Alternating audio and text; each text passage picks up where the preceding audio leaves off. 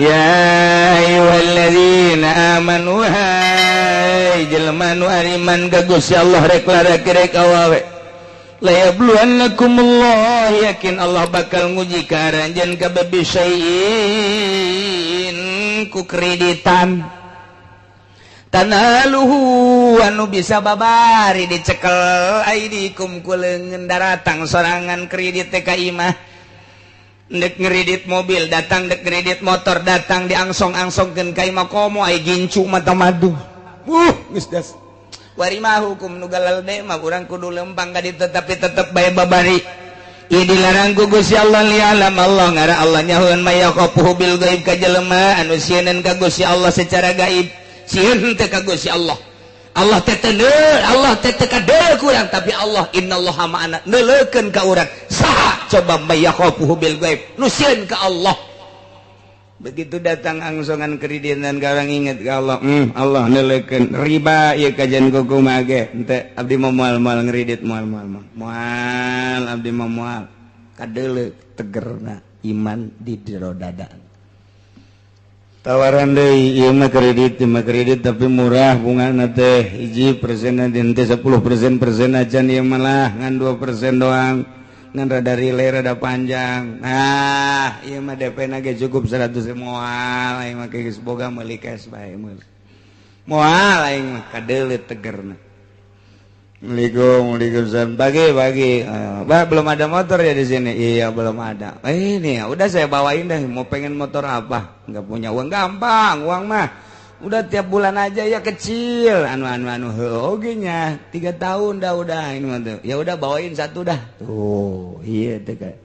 geus leutik ya leutik iman di hate jelema eta leutik iman di dadana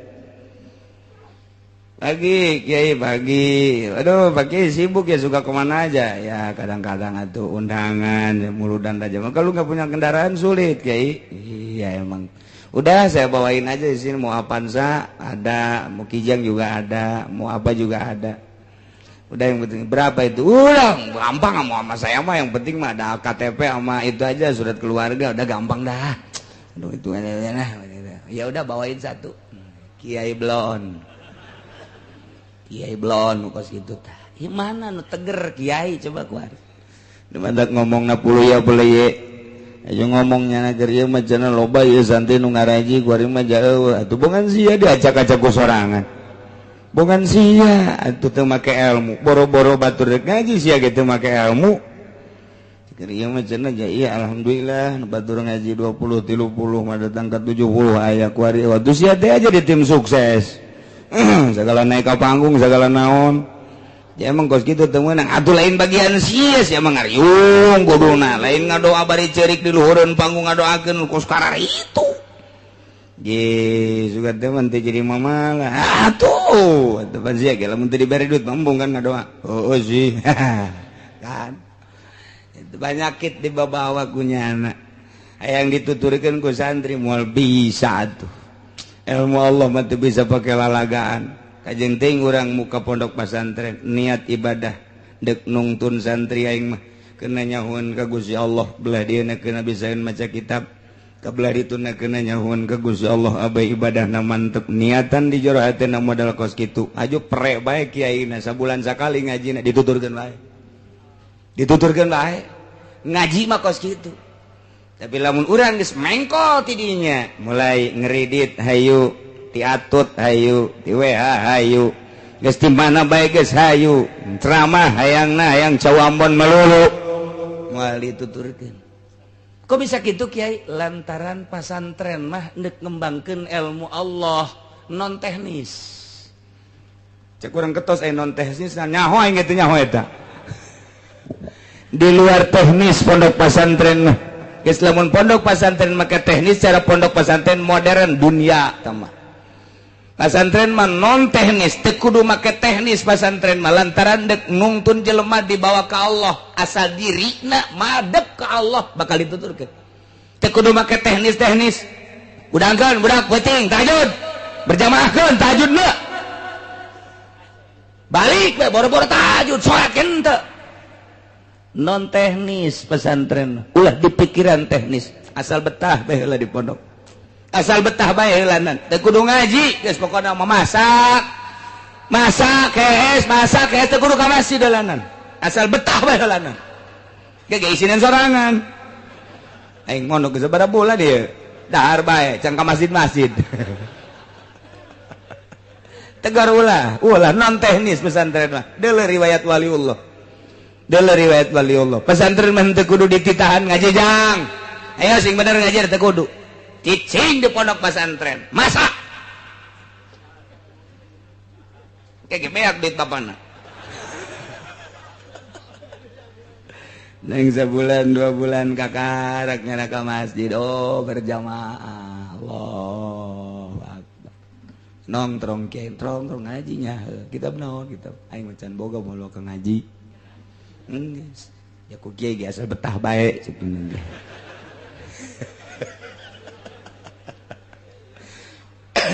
teu aya aturan ngaji teu aya aturan sing ade ulah salah lantaran pondok pesantren mah aya anu setahun bisa ngejar 10 tahun beda ilmu Allah mah dikejar sabulan bisa mengejar pelajaran 10 tahun gitulah ya Allah lamun geus mere ilmu ka hiji santri Masya Allah eta mah make teknis gitu modern tah mah di mustak kita mudirun tah mah moborot pondok pesantren mah tiba heula lagi sok kira tiba heula lagi santri botakan kos 20 frustasi ke masjid kabeladi dah geus embungnya sih bau masuk kas gitu bae mun babaturan saya eta tanya saya satu kumaha aing bae sapir ka Allah mah itu kudu bisa kerja di mall kalau paling jangan batur aing jeung sia sih gitu loknya agak satu atuh bararu bentek oh masalah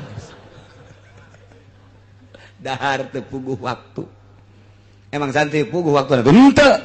coba bapak-bapak ibu-ibu datang ke pesantren Cilok jam sabaraha bae aya bae nu masak jam sabaraha bae aya nu masak subuh aya nu masak jam 7 aya nu masak jam 8 aya nu masak jam 10 aya nu masak jam zuhur kiai ka masjid nyana mah masak asar batur ngaji nyana masak peuting waya istirahat nyana mah masak keneh bae aja dicarekan ku kiai na ulah emang kos kitu pondok mah bebas di pondok aja salah cenyahoeun KBG ka rahasia pasantren inget awas nu dek diturunkeun ilmu ulama wali-wali Allah ditarimana kudu nu bersih teu meunang aya paksa-paksaan kudu nu loyog nu rendah hati anu bener-bener endek nu mantak lamun teu betah ku teu betahna bae ge teu boga bagian teu budak ilmu kawalian teu betahna bae anak di pondok pesantren teu boga bagian ilmu kawalian ku betahna bae ge teu bisa ngaji wali eta budak mun bapak mah santrengkeun anak dihitung ku ari geus 10 tahun padahal teu bisa ngaji ulah dikukumahakeun geus jadi wali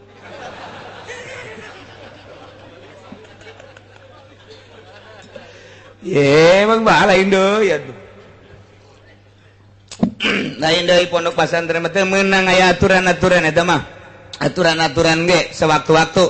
teu berjamaah saleter eta mah sakadar ngagiatkeun doang kiai teh ke sholat subuh berjamaah saleter di jero hatena mah biasa-biasanya supaya budak giat doang kebelah dituna geus giat batu geus henteu deui mana aya nu langgeng aturan di pondok pesantren tuh biasa bae tuh sabulan 2 bulan geus jana rada betah mulai ngaji sorogan ilaman lawa mina bina matu ambilin baruan sira matu bukan matu kita bang ngaji di pondok kos lalagaan nabi jatuh mana bayadun leng saminggu tuh ngaji ngaji tadi pohon deui ya tantepkeun ae geus kitu bae pokona pondok pesantren mah setahun 2 tahun 3 tahun 4 tahun 5 tahun 6 tahun aya muludan di mana ceng sia pesantren geus kebal coba sia jadi MC tukang ngatur-ngatur teh siap padahal mah aing can bisa ieu sebenarnya ngan pantang mundur santri mah konsepna ti ditu mundur komo bab ngariung mah wah jadi MC ngadadak bisana santri emang dididik ku guruna titah jadi protokol henteu pendidikan protokol pendidikan MC begitu bisanya na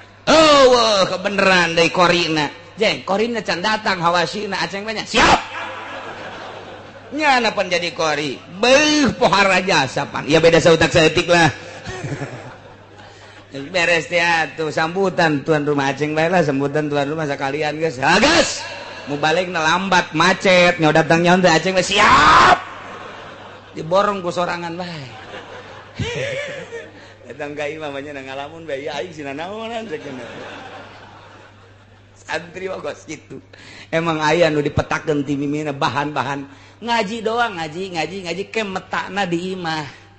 kabeh santri mah kos kitu tidok aya coba ayeuna pipidatoan eueuh ti dituna coba kokorian eueuh ti dituna kumaha prakna bae tuh kakarak dirinya mikirnya oh berarti iya nu kapake ye di lembur teh karak nya mikir saeutak saeutik der bae geus 10 tahun diustadkeun tad kemana tad ulah marah emang gitu aduh aing naik jadi ustad dia isuk tad kemana orang nonton bola yuk siap ustad bae wah nonton bola menonton bola baik da ustad tah santri mah non teknis kajian gedeng teu meunang terus bae kiai na ngaji bae lillahi taala teu meunang marah ka santrina teh ai lain boga maksud tertentu mah kecuali boga maksud tertentu ngadidik ku cara marah masalah breng 10 tahun 15 tahun kadeuleuh ku ari padahal mah di pondokna tilok ngaji tapi di imahna masyaallah kapake tuh cek lembur teh ajang ulah ka mana nya ieu masjid jauh deui di kokolot teh aing dikolotkeun burung jeung nya nya hateuna seserian leh siap supaya jadi imam leh santri ogos kitu nun teu maju kabeh ge maju dak di Jakarta coba nu nyekel masjid pondok pasar naon kata musola santri salap mayoritas hampir 70% Jakarta nu aya di masjid urang Pandeglang urang Serang urang Tangerang salap di Bandung sarua bae masjid-masjid dicekelan ku bangsa nu keluaran lain salap masyarakat teu narima heran dipaksakeun ge lain bae cak teh lain kos kitu lain padahal bila mun kaluaran salap masyaallah salah sautak saeutik mah geus maafu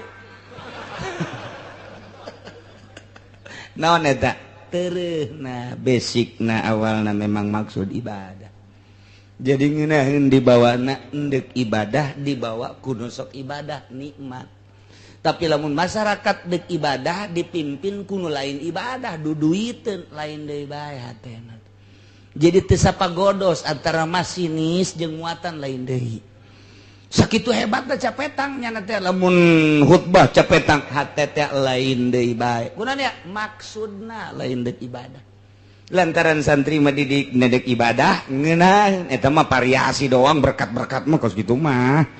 ibadah tuh mata pondok pesantren mah teu bisa kitu geus lamun kiaina mah hiwal jadi tim sukses di partai misalnya kiaina milu di Golkar sabaraha kiai nu runtuh Tangerang Serang Pandeglang teu kudu ka Jakarta teu kudu ka Jawa Tengah Jawa Timur ambuk naon eta niatanana geus lain deuk ka Allah deui tah mantak sing hade ieu kredit ieu panyakit ka kiai kamari mah cenah aya nu nuturkeun aing ngariung ge dionang ku ari henteu atuh sia teh ku ari mah geus boga apaan sana ngredit goblok kamari mah ku masyarakat teh punten mama ku ari mah punten mama nu kan aya kanan ku ari mah geus di luar nyaritakeun nah lain kiai kama kos kitu ngredit lain kiai kama nya mah jangan doana ge ini tim sukses lain kiai disatukan mah kos kitu beda geus teu nyambung penyakit dibawa ye la yabluwannakumullahu bisyai'im minas sayd Gusti Allah teh nyoba ka ahli Mekah ka urang Arab lantaran kehidupan orang Arab teh ngabuburon dicoba ku Gusti Allah supaya ulah ngabuburon kebenaran harita teh keur ari ihram mereka Mekah wa hum muhrimuna jangan selanjutnya ge lain keur ihram ge teh tepati bagus sebenarnya mah dina kahirupan maisha teh urusanana ngabuburon kurang bagus. Nu paling bagus mah tani, nomor kedua dagang. Eta nu paling hebat mah maisha. Nomor kahiji tani, nomor kedua dagang. Enggak saya gitu. Dagang nage sing hade, deui tani nage sing hade. Ku ayeuna mah. Nah ya lialam Allah maksudna Allah dek nembongkeun ka nyaho Gusti Allah. Ge lain Allah supaya nyaho lain. Allah tedek nembongkeun ka nyaho Gusti Allah nu Gusti Allah geus apalin ilmu zuhurin supaya kanyahoan ku urang saha nu imanna mantep ka Gusti Allah jeung saha nu imanna teu mantep ka Gusti Allah bakal kanyahoan ku urang kanyaho Allah teh bakal kanyahoan ku urang mantap ilmu zuhurin. Ya Allah setik mantap mayakhafuhu bil ghaib begitu diharamkeun titah ulah ngabuburon saat harita teh awas sing ade lamun masih kene aya anu ngarumpak larangan faman yatada ba'da zalika falahu adzabun alim sahabai jelema anu ngaliwat wates takabur berarti tina sabada dilarang ku Gusti Allah teu meunang ngabuburon ai praknya pasta dahu terus bae nyana ngabuburon padahal mah geus dilarang ku Gusti Allah berarti nyana teh teu ngadenge kana larangan Gusti Allah ieu mah awas diancam ku Gusti Allah falahu adzabun kuari geus dilarang ku Allah ku Gusti Allah bang bunga bang haram kredit haram tapi nyana terus bae berarti tada teh pamani tada sahabai kiai pamani tada sahabai ustad pamani tada sahabai tokoh pamani tada sahabai masyarakat mukminin mukminat sahabai anu ngaliwat atas takabur berarti geus diharamkeun kredit diharamkeun buka bank terus bae cak Allah falahu adzabun siksa wae tinggal nyaritakeun siksana apakah di akhirat apa di dunia kila cek sakaol mah di akhirat siksana engke bakal dibeuleum ku Gusti Allah dikerebekeun ka neraka jahanam naudzubillah min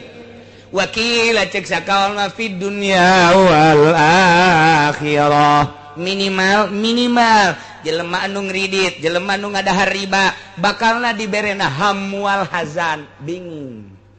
pikiranna bingung. Nomor kedua gede beteng betengna gede lain gede beteng ai gede beteng mah reuneuh ieu mah betengna gede beda gede beteng jeung beteng gede lain deui mun di kulon mah lamun dewetan mah nuju gede beteng di urang gede beteng reuneuh aya mah betengna gede lain deui aya ribaan dayut betengna dayut nyana mah eta teh tanda bahwa eta teh osok ngadahar riba cek nu gendut teh tapi teu ngadahar aing gendut padahal teu ngadahar ulah kasinggung we untung teu bae ieu mah keur carita panyakit di dunia teu teu bae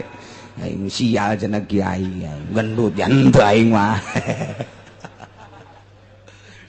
bab jelema teh ayeuna sakarakter jeung satipe jelema memang ku Gusti Allah dijieun postur tubuhna kuru bae sanajan gembul ge kuru bae teh mah aya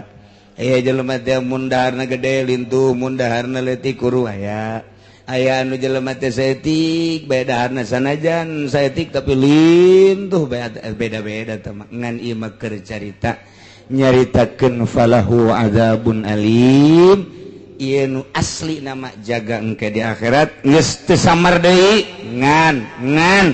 cek sakaol mah sarua di dunia ge bakal dibere di dunia di akhirat na jelas di dunia na hiji bakal dibere penyakit penyakit hazan penyakit syak jadi ieu bingung bae prihatin bae mang bae eta teh suuzon ke ka jelema suuzon bae coba ge kiai anu asup Golkar mah ka jelema suuzon bae kiai anu asup ulah asup Golkar pamarentah bae nyana sering jeung pamarentah bae nyana asup di jero suuzon bae ka jelema teu meunang nanaon suuzon bae mantak boro-boro jadi wali jadi solihin ge lain diganti ngaran moal lantaran suuzon coba lain lalagaan asal kiai geus bergelut mukhalid jeung pemerintah suuzon teh terus bae kasasaha ge suuzon bae lain cakula sehingga ada besi pajar cakula buka ge kitabna dina tafsir lain cakula kula mah ieu mah ngan nyambung lidah doang ngan kadengna ti sungut kula cabok sia ku aing suudzon bae ge asal geus aya ka pamarentah bae kanu lain teh suudzon bae tapi lamun cekas kiaina waya jeung pamarentah dakwah aing mah ka pamarentah ge waya jeung pedagang dakwah aing mah waya jeung masyarakat nya mah tilok aya suudzon-suudzonan biasa bae ka Gusti Allah dek duduhkeun ieu mah aing mah ka Gusti Allah waya nita ngazakat waya nyaritakeun teh jujur ka pamarentah teh pinarakaeun ka mah kabeh ge jelema kabeh ge yeuh bakal pae lempeng ngeunaheun kadengena sanajan teu nuturkeun atuh sanajan teu nuturkeun ngan kadengena mah tetep bae ngeunaheun atuh nyahoeunnya lagi kanu ngeunaheun mah masyarakat ge aya nuturkeun mah tuh henteu tah eta kos kitu tah lempeng. Nah ieu keur carita falahu adzabun alim bakal disiksa famani tada jelema anu teu nuturkeun ka Gusti Allah pasti disiksa. Di dieu keur carita cobaan masalah buburon kunyana dirumpak atuh puguh ku Allah dilarang kunyana dilaksanakeun takabur berarti teu nurut ka Gusti Allah pasti disiksa anak puguh ku Gusti Allah dilarang ngeridit teh terus bae motor ngeridit sepeda ngeridit imah ngeridit dahar ge ngeridit terus bae tah eta teh falahu adzabun